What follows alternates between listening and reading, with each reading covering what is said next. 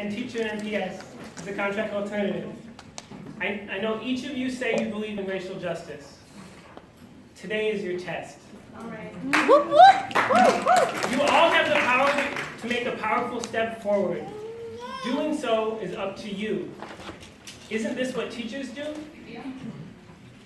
The brothers, sisters, wonderfuls who are speaking up today for their jobs, 6 staff of color fired, did nothing fireworthy. They did nothing wrong besides advocating for students while being Black or Hmong or Latino. This is not budget related. They were not accessed. They were pushed out. Yeah. Any advocacy by staff in this district is extremely dangerous. In 7 years, I've seen staff who advocate for students, particularly staff of color, pushed out more times than my fingers and toes. And those are just the ones I know. Even more dangerous, this is even more dangerous through racially and culturally of communities deeply needed better treatment in our schools and our society. Successful schools need staff who learn from and work for our children and communities, period. And y'all got issues. You need to get police out of schools. Mentors are 10 times more effective if you don't fire them for advocating for students. Stop using budget cuts to attack programs and staff that most serve students and communities of color. Check and connect, support staff, engineers. The Davis Center has enough salary to remove the whole budget deficit just out of the Davis Center.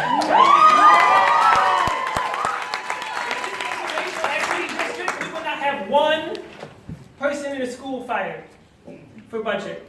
Secondly, and even more importantly, we've got to stop using budget cuts to purge out staff of color from our district. If this was a racial equity district, not one staff of color should be accessed until our staff is as racially diverse as our students.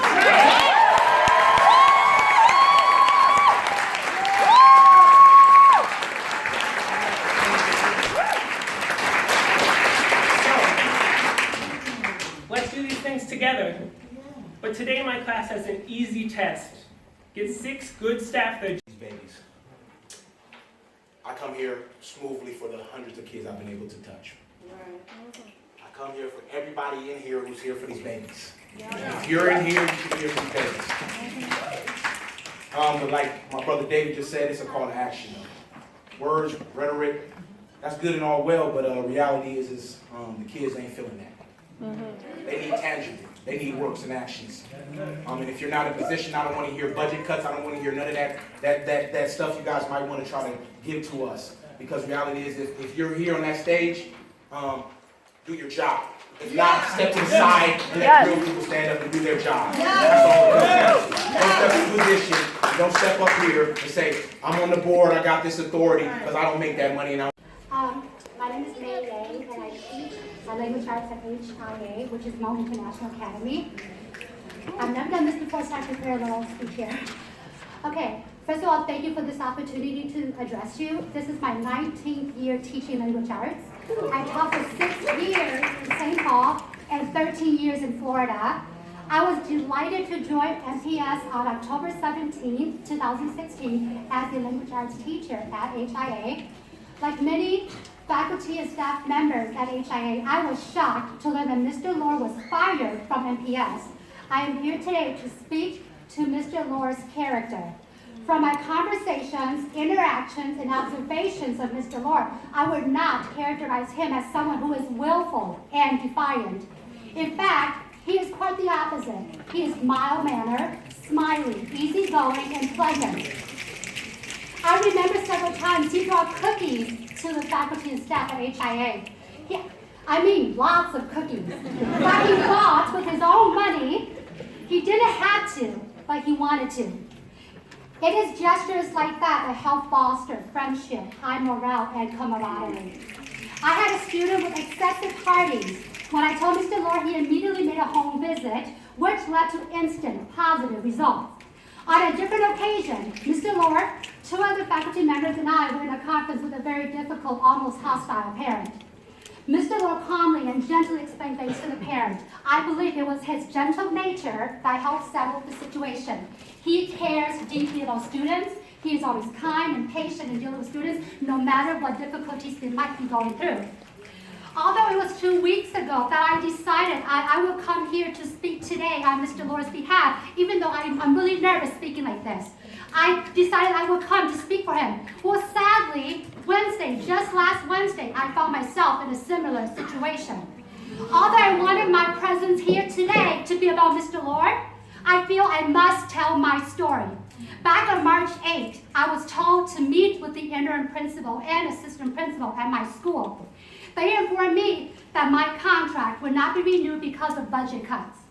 And a week and a half later, they had me sign a separation form. So for over a month, I knew and accepted that I was going to be let go because of budget cuts. However, just last Wednesday, April 12th, I was informed that I would be let go because of budget cuts and performance. I asked my administrators that if my performance was a concern, why did they wait until April 12th to inform me? Like I said earlier, I have been teaching for 18 years, 19 if I count this year. You would think... All right, thank you. Guys, we have a lot of speakers, and we do have a 3-minute timeline. And we need to, if every single, all right.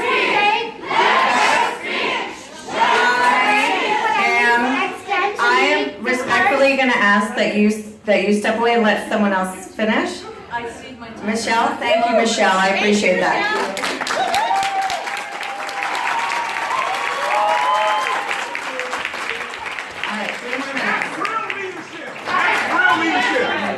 Okay, you would think that they would at least extend me the courtesy of letting me know that they were concerned about my performance much earlier in the school year, instead of waiting until after spring break.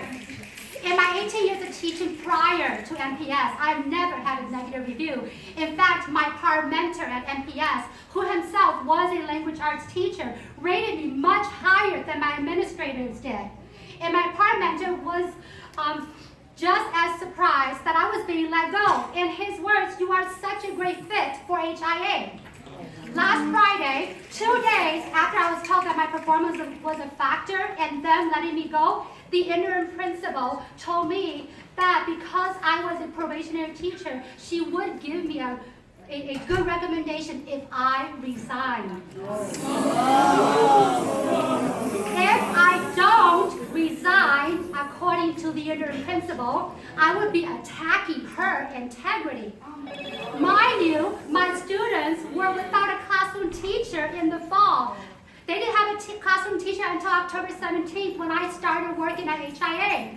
I sure hope she was not suggesting that I resign before the end of the school year and leave those students without another classroom teacher again. My administrators are letting go 5 probationary teachers of color that I know of. 5. I would think that the administrators will want to support and help teachers be successful. In addition, if you remove my teacher of color status and my Hmongness, I am one highly qualified teacher.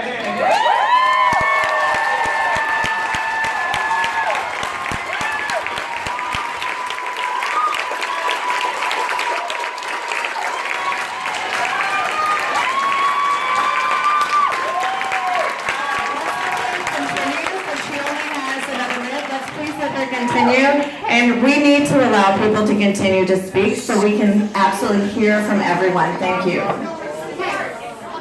I'm qualified based on merits and credentials alone. You would think my master's degree, my 18 years of a positive teaching experience, and my pure passion for the job would make me the kind of teacher who should be valued, appreciated, supported, and worth investing in and in retaining. Thank you.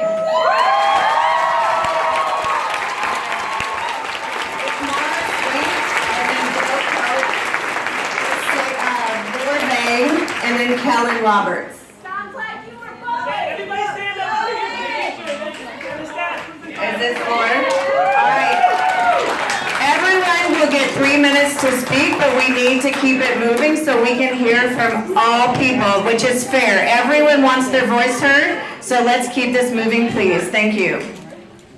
Thank you for letting me speak. Again, I'm Laura May, the school social worker at, was a school social worker at HIA. I'm here today because I believe in doing what is right.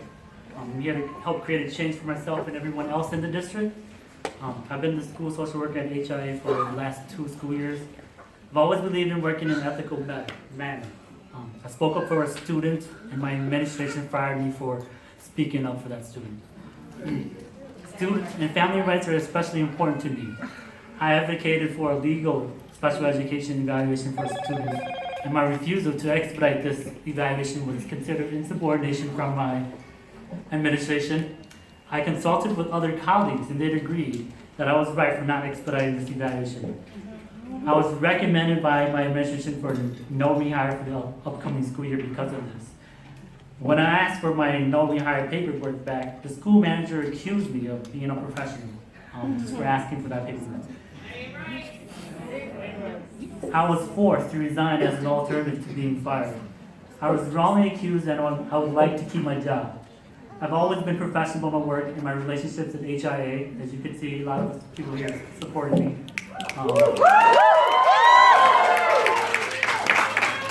So my colleagues, again, can attest to this. And I have always worked towards creating a positive school environment at HIA. I've supported students and staff growth. I've had regular check-ins with students, social skills groups with students, provided staff developments for my staff at HIA. I come to work every day knowing that I can be a part of making a positive impact on these people, especially students and families. I loved what I did and what I do at MPS, and I truly enjoyed being part of MPS. I should not have lost my employment because I was doing what was right for our students. For speaking for our students. So I would like my position to be reconsidered. I believe that it is very important to keep staff members who understand and support our students at HIA. So thank you for listening. I appreciate you listening. Thank you.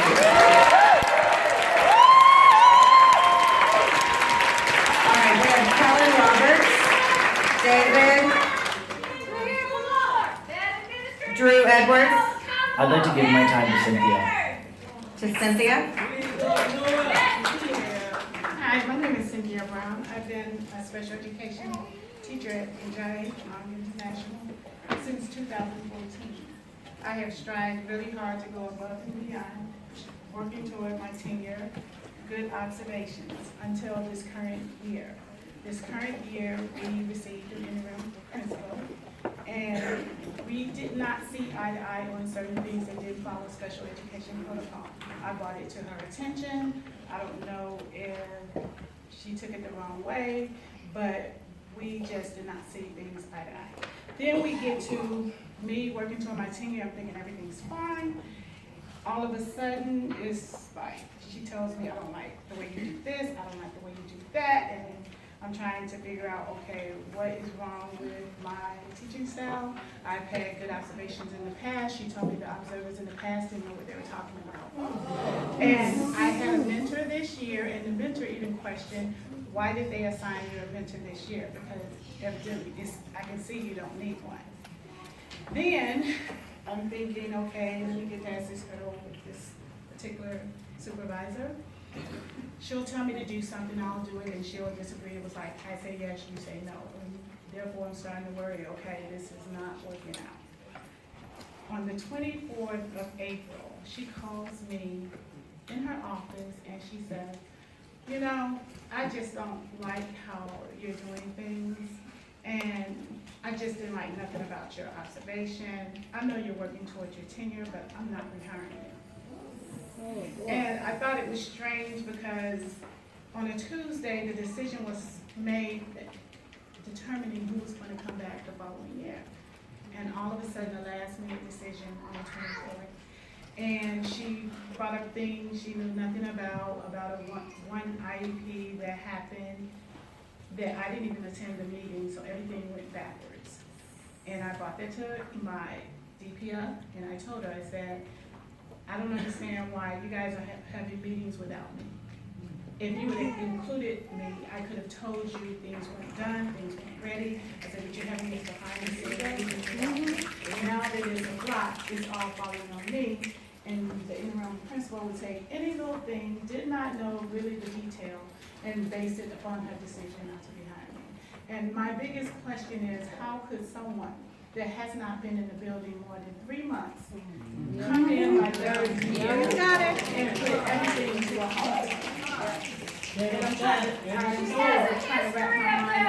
I'm still trying to wrap my mind around that, because I'm not understanding it. I feel like everything was personal, because always, I don't like how you did this, I don't like how you did, nothing referenced the domain, the 4 domain areas. Nothing was referenced. It was all about how she feel when she didn't feel like this person. Thank you, Cynthia, for sharing your story. Thank you.